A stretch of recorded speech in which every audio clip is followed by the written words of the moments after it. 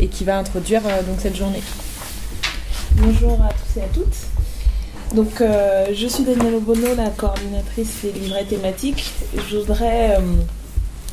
commencer par rappeler un peu la démarche qui a été celle de la France Insoumise autour à la fois du programme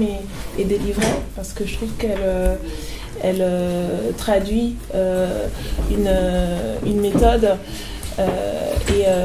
un choix politique qui va justement dans le sens de ce qui a pu être développé sur la question du savoir et de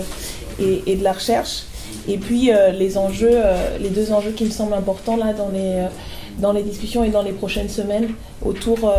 de ces problématiques. Donc comme vous le savez, le programme de la France Insoumise a été élaboré pendant plusieurs mois dans un processus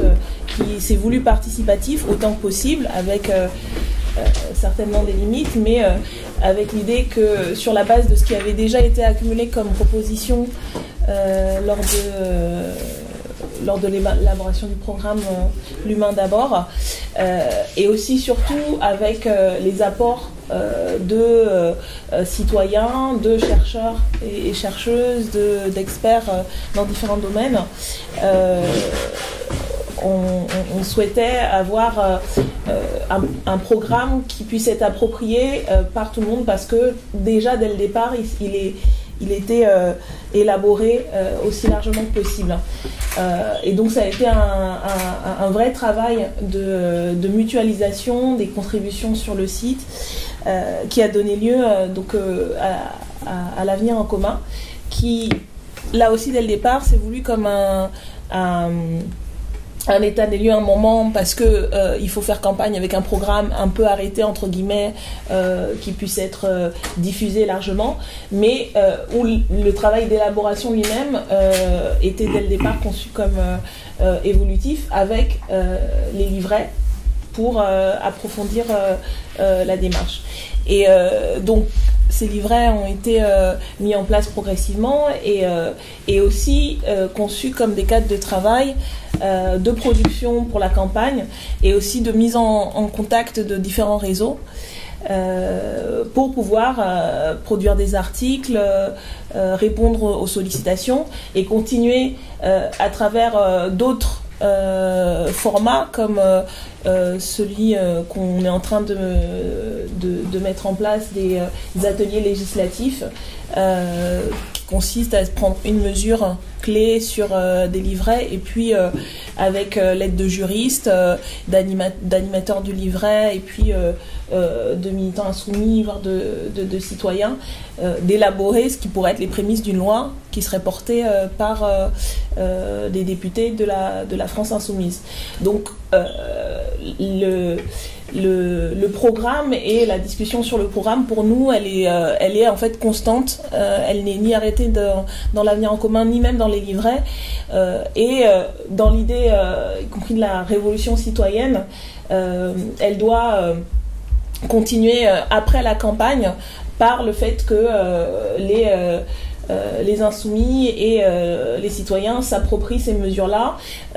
les mettent en œuvre, ils participent à leur mise en œuvre, et poussent plus loin même ce que nous on a posé dans le débat à travers nos programmes et nos livrets. Et il me semble que cette démarche, c'est aussi un peu une démarche justement dans l'esprit scientifique de recherche collective, l'idée qu'on est plus intelligent à plusieurs que tout seul, et que si on n'est pas sûr de trouver, en tout cas en cherchant ensemble et en mutualisant les formes de savoir, profanes, savants, intellectuels, techniques, et bien on peut produire quelque chose qui sera une avancée pour tous et toutes. Donc voilà un peu l'état d'esprit de construction qui nous a animés et qui continue à nous animer. Sur la question plus précise de l'enseignement supérieur et de la recherche, c'est un enjeu important du programme, au moins pour deux raisons que je vais aborder rapidement. D'abord parce que au cœur de notre programme, c'est la relance de l'activité et la transition écologique, notamment, mais aussi sur d'autres questions comme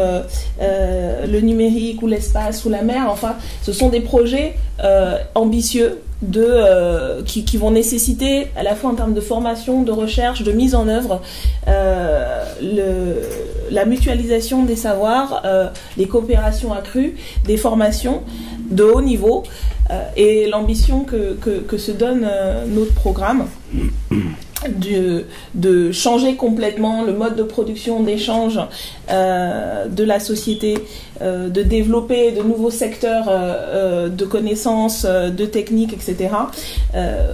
C'est une ambition qu'on compte bien mettre en œuvre et qui va s'appuyer énormément sur le travail des scientifiques, des chercheurs,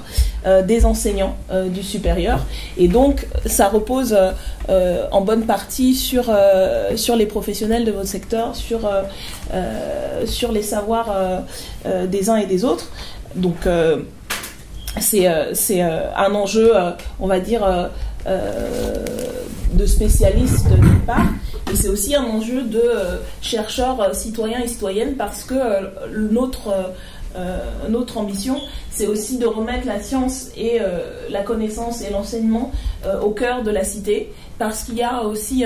une bataille politique au sens non pas d'instrumentalisation politique, mais de la chose politique, de comment est-ce que on met à bas les barrières un peu entre on va dire les citoyens et les chercheurs d'une part, et puis comment est-ce que le discours scientifique, la recherche participe de la réflexion que nous on souhaite engager dans ce que j'appelais la révolution citoyenne, la vision de la société où chacun et chacune est acteur et actrice du changement et a les moyens aussi en termes de connaissances et de savoir de se faire une opinion, de réfléchir, et donc l'apport que peuvent avoir les chercheurs dans cette démarche. Je vais m'arrêter là, du coup, avec ces deux ouvertures un peu plus larges que simplement le sujet de la recherche universitaire ou scientifique. Donc pour dire que ces assises sont des premières assises qui, j'espère, en appelleront d'autres. Comme je le disais, voilà, les formes de discussion, d'élaboration seront multiples et peuvent être multiples. Et je ne sais pas si vous discuterez ensuite en fin de journée sur les formes que prendront peut-être sous les formes d'ateliers législatifs ou sous les formes d'autres supports, comment continuer le travail. Ce qui est sûr, c'est que au niveau de la France Insoumise, de l'équipe nationale, on reste et on est très attentif à tout ce qui continue à se faire sur les livrets, et on se donnera les moyens collectivement, et on vous donnera les moyens collectivement de poursuivre ce travail. Voilà. Ok, merci Danielle. Alors juste...